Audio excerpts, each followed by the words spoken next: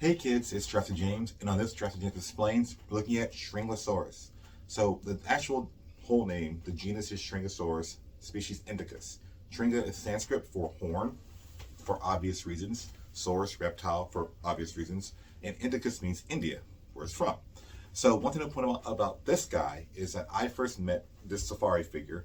I was at the dinosaur park in Bastrop about 2 or 3 years ago now, and I walked into the gift shop, of course, and saw this one for sale. And at the time, I had no idea what it was. But looking at the form, I knew it had to have been something from the Triassic period based on the body form and features. Well, I bought it, of course, did research, and here it is. So Shringasaurus was discovered in 2017, which, if you remember my Stegosaurus video, that's when Stegosaurus was discovered and named in the 1870s. So we've had all this time to look at it, reevaluate, like that. So the toys look very different over time. This guy's 5 years old at the filming of this video, and so the idea is that there's not a lot of changes into it, only two real forms. So, of course, the most fun thing for me is that in only 5 years we have two figures where, animals like this wouldn't have got a toy 40 years ago, 10 years ago, 5 years ago. So we're seeing this kind of advancement of these things. But the main thing to point out with this guy is where it stands in the fossil record. So Shringasaurus is not a dinosaur. Remember, dinosaurs have their legs directly under their bodies, and there's many other features too. This guy has out to the side, so it's kind of like an Archosaurmorph. So the idea in the fossil record is that we see modern animals and we see the well-known fossil groups, and we're trying to, and everything in between, we're trying to fit in. So it's close. So it's closer to the crocodile than it is to like a lizard, basically, or it's closer to a crocodile than it is maybe, like obviously mammal ancestors, right? So that's why the group are called Archosaurmorph. They have the same form. But what's really cool about this animal, of course, are the horns themselves. Now, there are 8 individuals found in this site, and what's neat, they had dimorphism. Di means two, like dissection, you cut it in half. Morph is form. So there's some that had horns and some that did not. So we usually associate that with male or female because, like, deer, the males have these big antlers, the females don't. But in this situation, we're not sure if it's that or if it's juveniles to adults. So, for example, Triceratops is born. They have tiny little nubs for horns. As they get bigger and older, the horns grow out. The idea here is that there may have been just that some of them didn't have horns as they're younger, and they get to a certain age, and they grow them out, basically. That we're not sure about exactly, but we see that there's two forms there. So it's dimorphism, two form. One thing to point out, too, is the mouth of the animal is very narrow and tiny. Now, animals like cows and bison have really wide mouths, and they're kind of what we call indiscriminate. They will eat just all the plants in the area.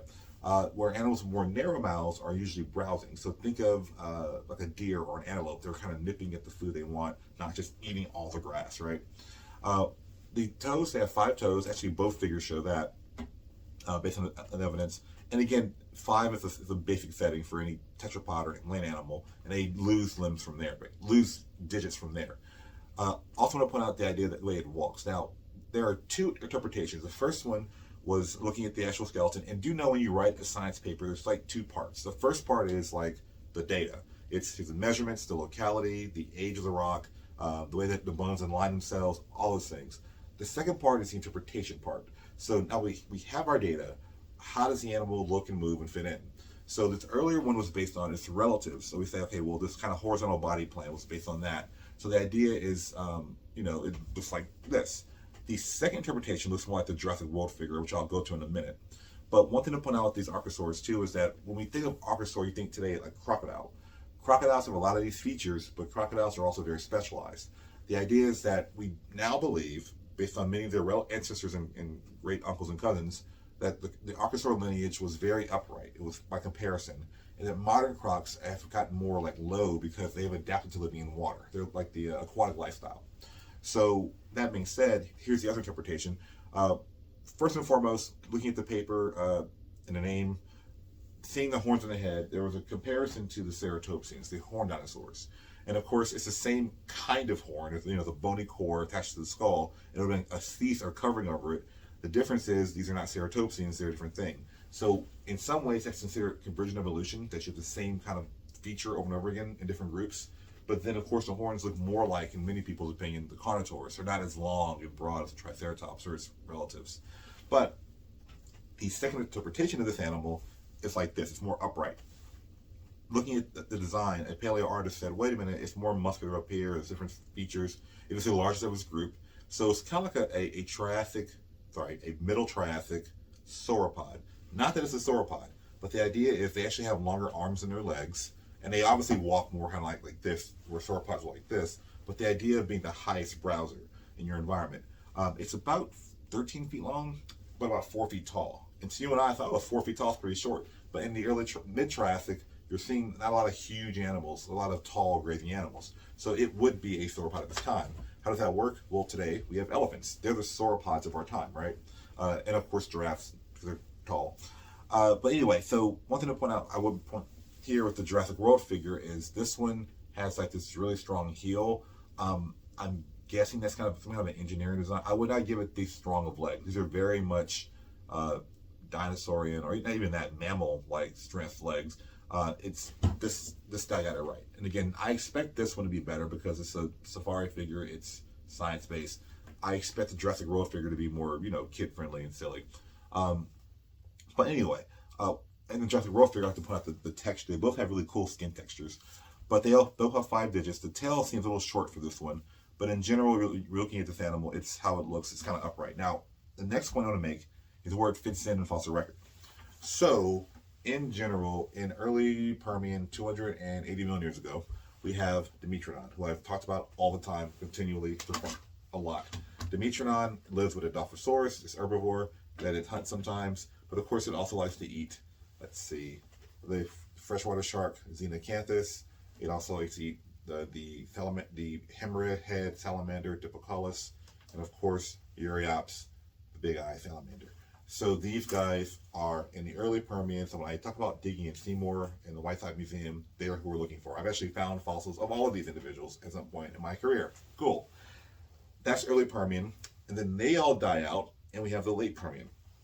So made famous by what are called gorgons, these saber-toothed animals that are not cats. The gorgons have their Jurassic Park forms, and they're essentially their real like model-based forms from safari and all that. With them, we have other things. Now, this group, the Gorgon group, they're called therapsids. So it's not just the Gorgons, it's also their prey. So these guys are other therapsids that are herbivores. And we have early anapsid or Parareptilia. So like a turtle distant cousin, basically, large herbivore. And we have smaller things. So the Dicynodont, for example, this is one that's really well known. And it's actually the namesake of a huge group of these guys. These are not mammals, but the therapsids are leaning towards mammals. They're part of this lineage that mammals include, like us. There are also smaller ones too that are like again your coyote for their time, all still kind of out to the side a little bit. And of course here's Lystrosaurus. Now Lystrosaurus is a big deal in just a minute. So again, early Permian, late Permian, and then there's the Permian extinction, the Permian Triassic extinction. There should be a layer of basalt lava rock here, right here, and then you get to the early Triassic. So when the Permian extinction happened, by comparison, dinosaurs die out 65 million years ago, and there are 75% of the life on Earth die out. Basically, it's a huge extinction event. The Permian is about 97% of life in the oceans alone, and less on land, but still a big dying off, right? So in the early Triassic, which very few museums talk about that, the early Triassic, because it's a big recovery time. And what's really fun is that our little friend Lystrosaurus, this little guy here, do really well in early Triassic. Basically, they survive the Permian Triassic extinction event. So and so they're also hunted by these crocodile-looking things, early Archosaurmorphs. But that's the cutoff here. Then we get to the mid-Triassic, and that's where Shringasaurus is. So by comparison, let's see, who else is mid-Triassic that you may have heard of? Tenospondylus, okay? Although this is India, they are found in Europe, North America, and northern Asia. So they wouldn't have actually probably seen each other, but from the same time, roughly. There are a lot of amphibians, like Mastodontosaurus, that are found in sub-Saharan too. In fact, where Shringasaurus lives, there's lungfish and a lot of amphibians too. So there's more to the environment, but that's what we find in that area. We have other early Archosaur predators, again, not from the same exact site. And of course, Cynodonts, which are, again, on the line leading towards mammals. And Nothosaurs, these guys right here. So the idea is that this is our mid-Triassic group. And of course, Shringasaurus is an example of these lineages. Not the only example. And what's really funny to me is that of the few Middle Triassic toys we get, like none of them are from the same environment usually. So because it's dispersed. You know, you see lions in Africa, tigers in Asia, and bears in North America and Russia, right? So there's a dispersed. From mid-Triassic to late Triassic, we see something more familiar in the sense of a dinosaur named Coelophysis, really popular, and a European, what we call prosauropods now, they're called early sauropod Plateosaurus in Europe. We have Plesiosaurus, which we all know from walking dinosaurs, and we have Herrerasaurus, which is a South American early dinosaur form. Desmatosuchus, another crocoid kind of relative. And the Plesiosaurus, which is a descendant of the Therapsid. It's still a Therapsid, but it's still like one of the last of the major Therapsid groups. And then finally, we have a Phytosaur, these little crocodile-looking things that are not crocodiles, actually. From from late Triassic, we get to early Jurassic with our quote-unquote spitter from the Dilophosaurus, North America. We have the, or in China possibly, the Cryolophosaurus from Antarctica. Scelidosaurus is early ankylosaur cousin, and Protosuchus, a early crocodile ancestor. So again, you're seeing early Permian, late Permian, early Triassic, middle Triassic, late Triassic, early Jurassic, and so on and so forth. So that's where Shringasaurus fits in.